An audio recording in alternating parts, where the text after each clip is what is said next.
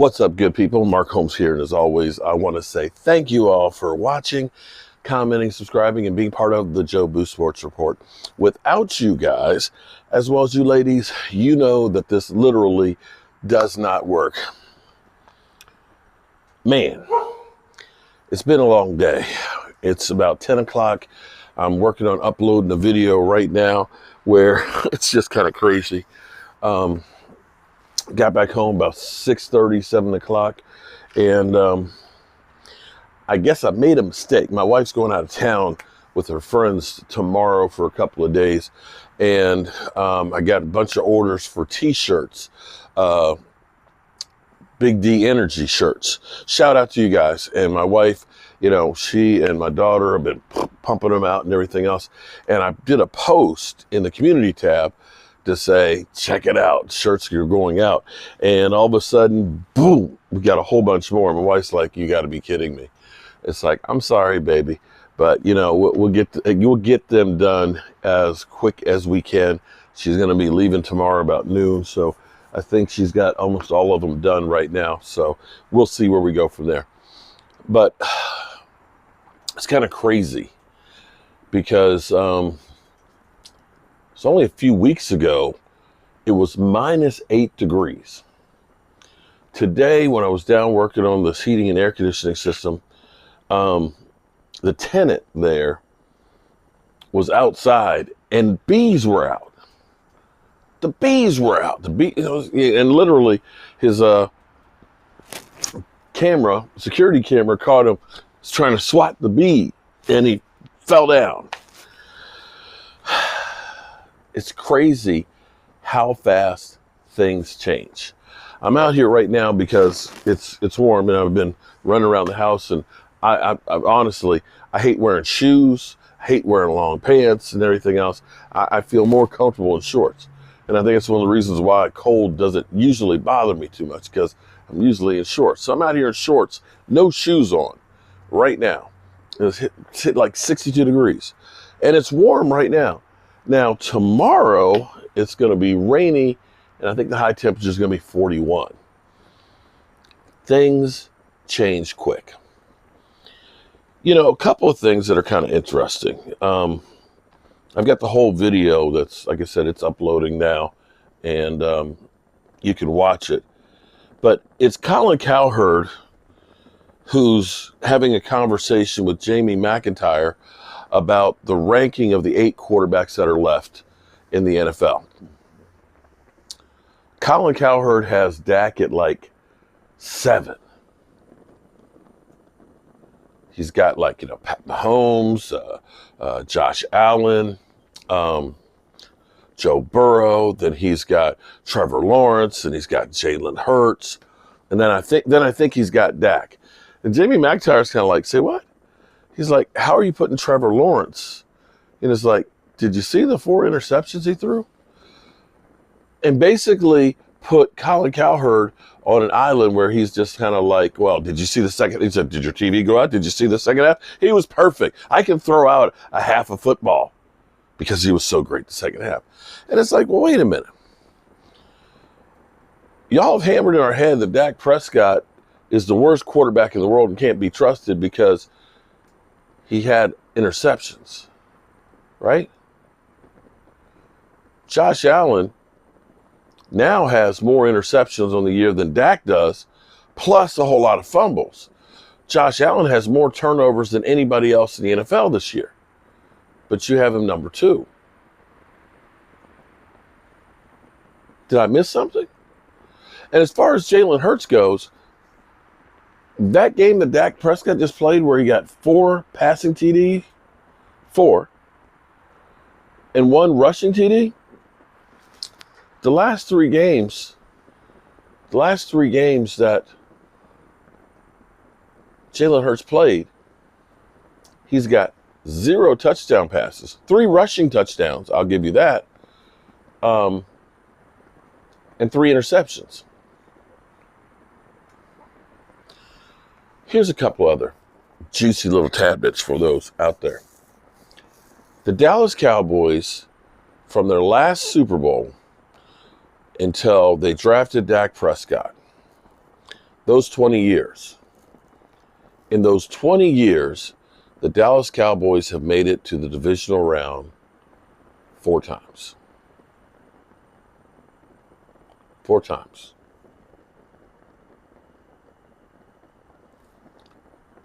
With Dak Prescott, in his 7 years, it made it 3. Now, I know there's a lot of people out there that say Dak's not the one. Dak sucks. Get rid of him. He's a bum. Here's another little thing that I started thinking about here, too. The quarterbacks that Dak Prescott has played against in the playoffs.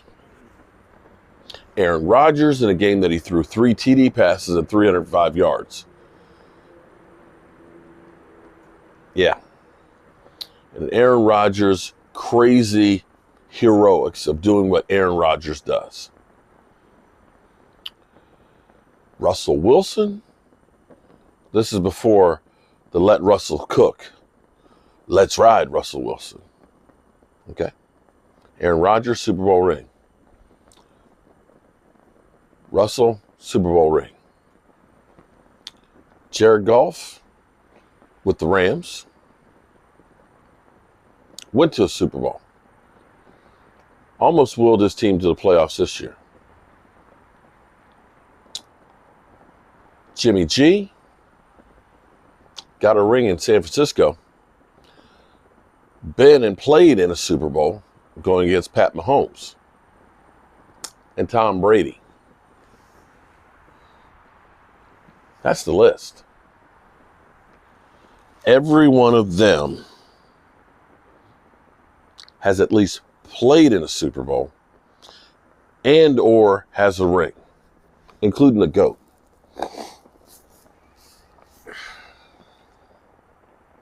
I heard something, and I'm not sure if it's right or not, but I want to say that the numbers that Dak Prescott put up,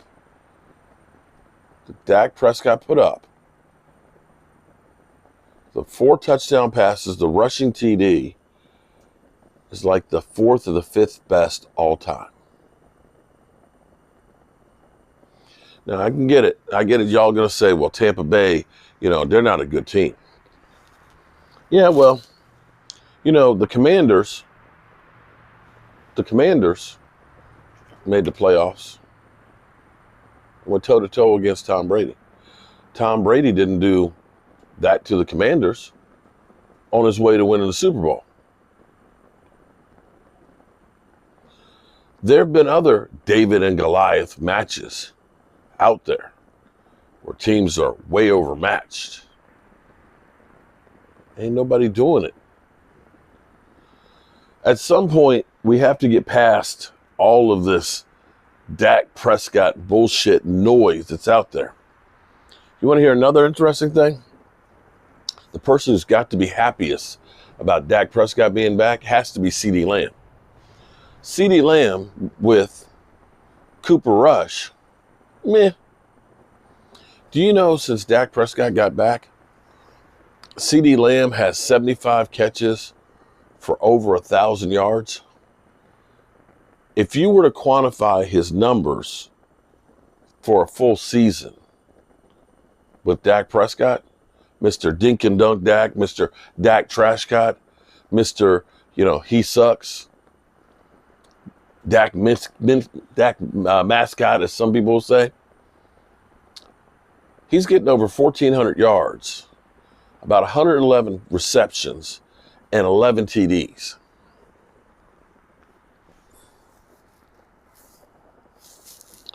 CD wouldn't be anywhere close to that with Cooper Rush throwing to him. Can we at least agree on that? Can we at least look at that and say, yes, because you got apples to apples. You had CD with Cooper Rush. And mind you, I'm not belittling Cooper Rush. Cooper Rush did exactly what you wanted a backup quarterback to do. But we only averaged 21.4 points a game.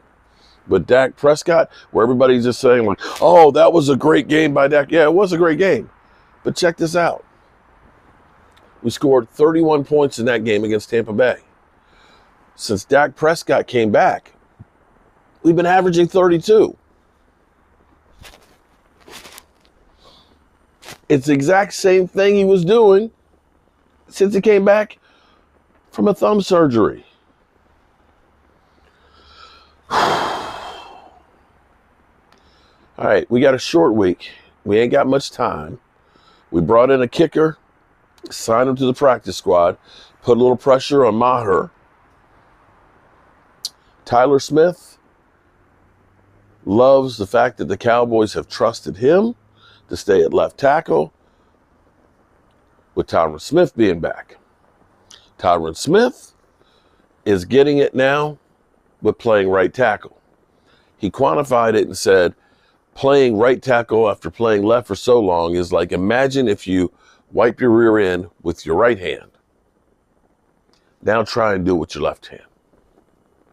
It's a little bit funky, or at least your hand probably is, because you probably missed. But that's what it's like switching over there. And as good as Dak Prescott played, he couldn't do that if the offensive line wasn't doing what they did against Tampa Bay. People still say, well, Tampa Bay sucks. Well, I tell you what, I saw Vita Vea go through 3 people. That guy don't suck. And it's real easy to let somebody like that wreck a game plan. Dak Prescott doesn't do that good if his receivers aren't getting open and catching the football. They're not tipping the ball up to the defenders. This is a team. They're going to win as a team. They're going to lose as a team. But if they play like they did, and here's my thing here. Here's the thing that I actually think is kind of cool. You can take Brock Purdy, you can take Jalen Hurts, you can take Daniel Jones. And all together, they got 3 playoff games of experience out there. 3. Dak Prescott has got 5 going against Aaron Rodgers, Tom Brady, Jimmy G, Jared Goff, and Russell Wilson. If the Dallas Cowboys defense and the Sabos Lion, that's my name for Micah Parsons now. Sabos Lions from the 1890s. In Kenya, they were building a railroad. And these 2 lions terrorized the workers. The story says that they ate 190 people, but others say that it's probably more like 35. They were man-eating, relentless lions. Sound familiar? Tristan Wirfs has never given up more than 4 pressures in a game. I think Micah had 9 in that game. Dan Quinn also played Micah Parsons at linebacker for 15 plays, his most in quite a while. That lion, that man-eaten, or should I say, that quarterback-eaten lion was hunting. If he hunts and the rest of that defense gets there too, you don't think that Brock Purdy, who they're on everybody, everybody's on this bandwagon and talking about, well, they're scoring 35 points against the Cardinals, against the Raiders, against the Seahawks. Do any of those teams have a man-eating lion? Do any of those teams have a Dak Prescott? Okay.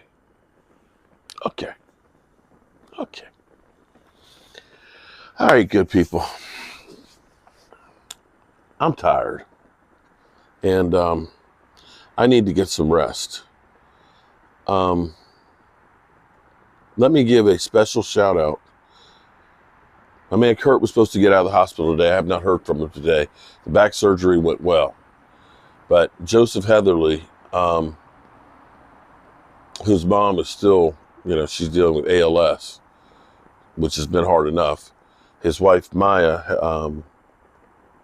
right now is really sick, really bad bronchitis or flu, something or other, and may need to go to the hospital. And Joseph is taking care of her right now. Keep Joseph and Maya in your prayers there, everybody. You know, I always say to tell the people you love them. And by no stretch of the imagination am I a perfect individual. I don't pretend to be. But I feel like my heart is always in the right place. And when I tell you what I feel, it's the truth. And that is, I love you guys. And make sure you tell the people you love them too. Because you might not get the chance again, everybody. God willing, I'll see you tomorrow.